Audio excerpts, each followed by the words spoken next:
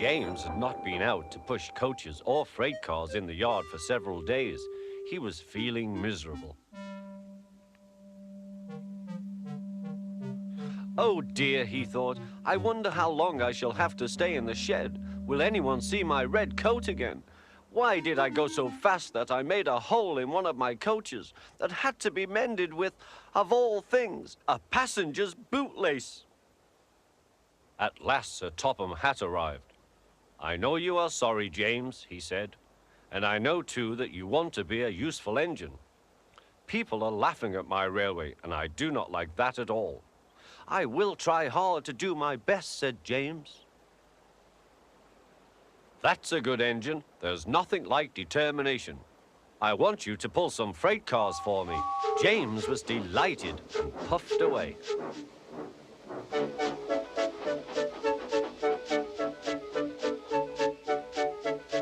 Here is your freight train, James, said Thomas.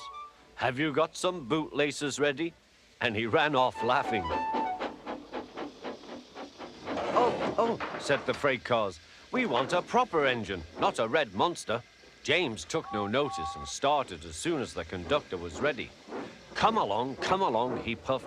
We won't, screamed the freight cars.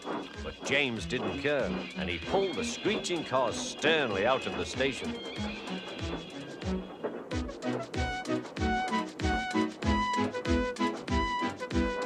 The cars tried hard to make him give up, but he still kept on.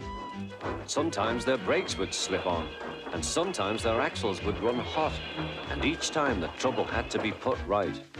And each time James would start again, determined not to let them beat him.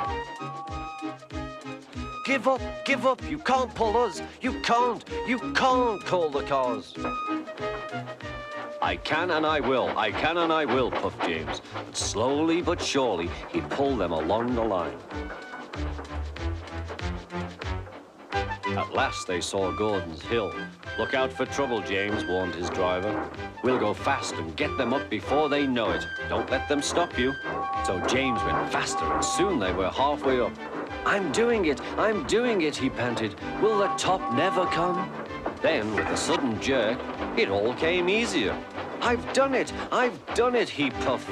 Hooray, it's easy now. But his driver shut off steam. They've done it again. We've left our tail behind.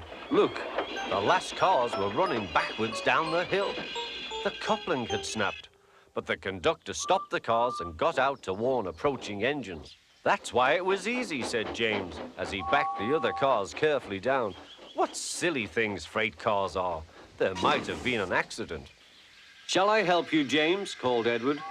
No, thank you, answered James. I'll pull them myself. Good. Don't let them beat you.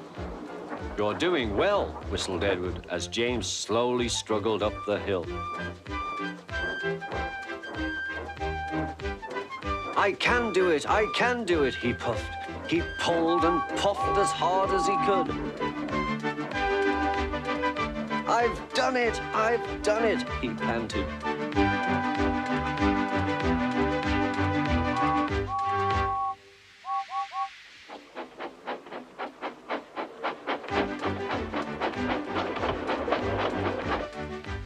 They reached their station safely, and James was resting in the yard when Edward pulled up. Peep, peep, he whistled. Then James saw Sir Topham Hatt.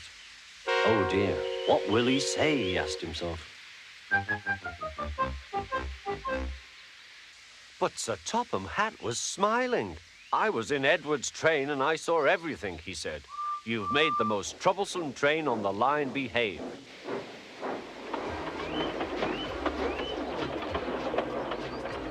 After that, you deserve to keep your red coat.